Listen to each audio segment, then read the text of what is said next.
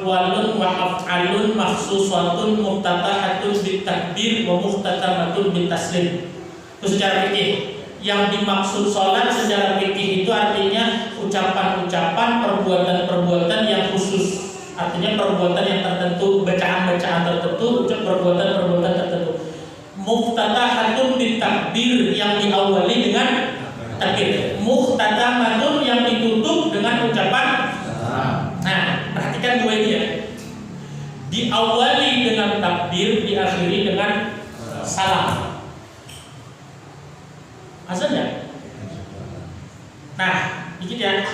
Ketika kita sholat, berarti benar-benar kita menghadap Allah, ya kan? Kita sholat kan benar-benar menghadap Allah. Sampai ada ungkapan yang mengatakan as-sholatu mi'rajul mu'min. Ini penting, saya rasa. Sholat itu adalah mi'rajnya orang beriman. Artinya benar-benar kita nggak urusin yang lain, pokoknya hanya fokus antara kita dengan Allah. Bahasanya waktu bermesraan dengan Allah yang paling tepat ya sholat itu kemudian ya sholat dimulainya dengan takbir. Habis sholat kemudian ngurusin lagi urusan dunia. Ya, berurusan lagi dengan makhluk, berurusan lagi dengan manusia. Nah, berarti dalam hidup kita ini kan dua. Yang kita pelajari dalam fikih ini sepanjang-panjangnya intinya cuma dua, yaitu apa? Belajar muamalah. Apa itu muamalah? Interaksi. Interaksi itu? Interaksi ya? Interaksi kita dua doang.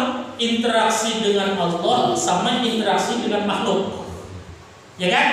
Interaksi muamalah dalam bahasa agamanya disebutnya muamalah. Jadi muamalah itu terbagi menjadi dua. Interaksi kita, hubungan kita dengan Allah sama hubungan kita dengan sesama makhluk atau sesama manusia, bukan dengan selain Allah lah. Nah, belajar fikih itu sepanjang-panjangnya tentang dua aja. Bagaimana kita berhubungan dengan Allah, interaksi, bagaimana kita berinteraksi dengan sesama manusia. Kita belajar wudu, belajar sholat, belajar puasa, belajar fikih, belajar zakat, belajar haji. Itu hubungan dengan siapa? Nah, lalu nanti belajar fikih lagi nih, urusan jual beli, urusan pernikahan, urusan kemudian pidana, urusan macam lain sebagainya, itu dengan sesama hubungan dengan siapa? Jadi fikih itu mempelajari dua ini, bagaimana berhubungan dengan Allah yang benar, bagaimana berhubungan dengan manusia yang benar, kan? Nah, sudah sampai situ.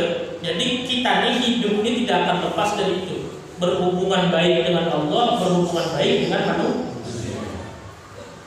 Ketika kita sholat, itu seakan-akan kita meninggalkan dunia, meninggalkan hubungan dengan selain Allah. Pekerjaan, tinggal, ya kan? Sholat. Ada orang sholat bawa pekerjaan? Ada di otaknya kan? Orang sholat bawa istrinya ada nggak? Ada kan? Bukan semua didik. Maka kemudian hubungan dengan Allah itu ketika sholat. Begitu selesai sholat, kita kemudian seakan-akan lagi berpaling menghubung atau berhubungan dengan manusia. Yang menarik, ketika berhubungan dengan Allah dalam sholat, mulainya dengan apa? Takbir. Ketika berhubungan dengan manusia, mulainya dengan apa? Ya kan? Tadi kita assalamualaikum, berakhirlah hubungan kita dengan Allah. Lalu kita mengurusi manusia, ngurusi kerjaan, ngurusi istri, ngurusi anak. Ya kan? Iya enggak? Berarti berurusan dengan berhubungan dengan Allah itu kuncinya takdir. Berhubungan dengan sesama makhluk kuncinya salam. Inilah filosofinya. Dua aja yang bisa memegang dalam hidup sampai mati, selamat dunia akhirat. Bila urusan dengan Allah, ingat Allahu Akbar. Yang maha besar selain Allah nggak ada artinya. Kalau kecil masih ada. Nggak ada artinya. Tidak mesti besar atau kecil itu untuk itu. Kemudian Allahu Akbar, Allah maha besar, yang lain nggak ada artinya. Nggak ada. Jadi kalau kita dihadapkan satu persoalan, ini kira-kira bikin manusia orang lain senang tapi bikin Allah murka, Tapi kalau kita lakukan kemudian manusia senang, kita lakukan Allah murka. Kalau kita tinggalkan Allah senang, manusia kemudian marah. Pilih yang mana? Benar? Benar? Benar? Kadang-kadang ya, biar aman. Kadang-kadang maka asal memegang satu prinsipnya aja, pokoknya yang maha besar, Allah, pokoknya Allahu Akbar, yang lain dari Allah kecil, baik hubungan dengan Allah. Misalnya mau melakukan satu pekerjaan, kemudian ini kira-kira kalau saya lakukan Allah senang apa enggak? Ini kalau saya lakukan nafsu saya senang. Misalnya kemudian saya mabuk-mabuk, saya ajak-ajak, saya dugem, nafsu saya senang, tapi Allah senang enggak? Allah enggak senang. Nah pertanyaannya Allahu Akbar. Yang Akbar berarti selain Allah, berarti nafsu kita, oh berarti Allah Akbar. Berarti saya kemudian enggak minum-minum, enggak mabuk-mabuk. Kenapa? Karena kemudian berlawanan dengan prinsip Allah. Itu aja. Mau kemudian ngambil duit korupsi, nafsu saya senang, tapi Allah ridho nggak nih? Enggak. Prinsipnya Allah Akbar. Subuh, nafsu saya udah tidur lagi sampai jam 7, sampai setengah 8 atau minimal sampai jam 7. Tapi kira-kira Allah seneng nggak? Seneng nggak? Enggak. Berarti mendahulukan yang mana kayak kita? Mendahulukan tidur lagi kan bangun nggak? Bener nih? Bener nih? Iya, bagus. Alhamdulillah. Dicatat oleh malaikat Munkar Nakir, didatangi oleh malaikat Israel kalau benar. Maka prinsipnya berhubungan dengan Allah itu cuma satu, Allahu Akbar. Asal bisa memegangnya dan ingat di otak, pokoknya Allahu Akbar. Pokoknya setiap aku sholat awalnya Allahu Akbar. Bila menurut oh kalau aku mengerjakan ini senang kan dia kan, anggap aja menjilat gitu kan. Tapi ini melanggar aturan Allah. Saya lakukan kan? Saya daripada bermasalah sama orang, biar aja nggak apa-apa, salah saya lakukan. Berarti dia tidak memakai prinsip Allahu Akbar. Berarti dia mengecilkan Allah. Membesarkan siapa? Orang yang ingin dia senangkan. Dia pengen nyenengin seseorang nih, tapi salah. Tahu dia sholat, Allah nggak ridho. Kalau kayak gini dilakukan, Allah nggak ridho. Cuma tetap dia lakukan demi apa? Dia orang senang, dia nggak punya masalah sama orang, dia takut. Sampai sama Allah dia berani walaupun itu melanggar aturan Allah. Berarti Allah Akbar bukan? Nah, satu je prinsip dipegang dalam hidup ini, Allahu Akbar, itu aja selesai. Baik, itu dimohon. Ini prinsip hidup, bukan prinsip kemudian ya kan. Jadi kasarannya kalau saya kerjakannya Allah ridho bukan? Kalau Allah ridho kemudian saya kemudian ngejar dunia sampai ketinggalan taklim, Allah ridho bukan ya? Nah, ridho bukan ya? Enggak kan? Diterusin apa enggak? Baca Allah Akbar apa enggak? Nah, jangan gini-gini kalau masih sesuai kelakuan. Paham ya? Nah, dalam pokoknya berhubungan dengan Allah ini prinsipnya Allah Akbar. Maka itu sholat dimulai dengan Allah Akbar. Diganti dengan Allah Rahman nggak sah. Kalau yang misalnya ada sama kan, Allah Rahman, Allah yang Maha Pengampun. Kalau sholat Allah Rahman nggak sah. Jangankan begitu, dibalik aja nggak sah. Akbarullah nggak sah. Pokoknya harus Allahu Akbar. Sedangkan sholat itu dari awal sampai akhir mutlak hubungan hanya dengan antara kita dengan Allah. Prinsip hidup kita apapun Allahu Akbar.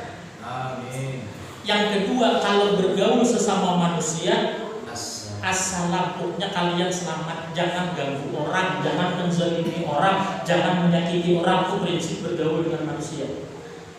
Salam itu artinya kan? Kesalah. Jadi kemudian di mana ada kita, orang lain selamat dari keburukan gangguan kita, baik kata-kata, baik tingkah laku, kemudian bahkan kalau bisa sampai hati. Jadi aku ini di mana-mana harus salam. Menjadi kemudian orang lain selamat. Dua aja pokoknya bergaul, bermuamalah dengan Allah takdir, bermuamalah dengan manusia. Kalau misalnya tetangga kita kemudian di depan rumah kita tanam pohon gede-gede, lalu daunnya tiap pagi jatuh ke halaman tetangga, salam nggak? Salah nggak tetangga kita? Enggak. Salah dong. Jadi gak usah alim-alim, pokoknya takdir sama salam. Takdir sama salam. tetangga kita beli mobil baru, kita kata-katain kemudian itu salah apa enggak? Nah, kita bisa aja menilai kemudian. Jadi berhubung muamalah dengan Allah, salam bermuamalah dengan Allah, bermuamalah dengan manusia. Sampai Rasulullah itu mengatakan al-muslimu, muslim yang sesungguhnya itu man salimal muslimuna min lisanihi wa yadihi. Orang Islam lain selamat dari gangguan tangannya dan gangguan mulutnya. Itu orang muslim yang sesungguhnya. Orang Islam yang hebat yang sesungguhnya itu bukan ahli tahajud, tapi orang Islam yang sesungguhnya kata Nabi, orang lain aman dari gangguan lidahnya dan dari gangguan tangannya. Al-mu'min, siapa orang iman beriman sebenarnya? Man aminahun nas min syarrihi, yang manusia aman dari keburukannya, itu orang beriman. Jadi orang beriman, orang Islamnya apa? Kalau dia bergaul dengan sesama manusia harus membawa salam kemana-mana. Jadi kemana-mana salam, mana-mana salam. Artinya jangan sampai ganggu orang. Itu aja prinsip. Kalau dengan Allah yang maha besar Allah, ketika bergaul dengan sesama makhluk, pokoknya assalamualaikum. Selamat tuh hablum minallah, hablum minan. Hablum minallahnya baik, tahajudnya, tapi kemudian ngomongannya kemudian dusta, kata-katain orang, kemudian nipu orang, kemudian itu namanya tidak berhasil. Supaya berhasil, ingat di paling akhir sudah pesannya, kalau dengan Allah maka yang lain itu nggak ada. Misalnya kita kemudian pengen nyenengin istri, tapi melanggar perintah Allah, maka nyenengin istri kan nyenengin Allah kan? Bener nih, ketiga kali udah saya ngomong begini. Bener nih, benar ya kan? Berarti Allah Akbar. Tapi kalau nyenengin istri sesuai aturan Allah, cocok kan? Nah, jadi banyak aja cara kita menyenangkan orang lain yang sesuai dengan aturan. Nyenengin orang tua sesuai aturan Allah, nyenengin istri sesuai aturan Allah, nyenengin suami sesuai aturan Allah. Kalau semuanya sesuai aturan Allah, gaspol benar. Kalau semua sesuai aturan, arti sesuai aturan ini kita kerjakan, Allah ridho, gaspol dah. Tapi kalau kira-kira kalau saya lakukan dia senang tapi Allah nggak senang, maka itu pilihan kan. Mau baik hubungan dengan Allah atau kemudian merusak hubungan dengan Allah. Kalau mau baik maka konsepnya Allah Akbar. Tapi ketika bergaul dengan sesama manusia, dengan tetangga modalnya salam, dengan siapa aja modalnya salam, maka itulah orang yang sesungguh-sungguhnya memahami makna sholat. Inna sholata tanha 'anil fahsya'i wal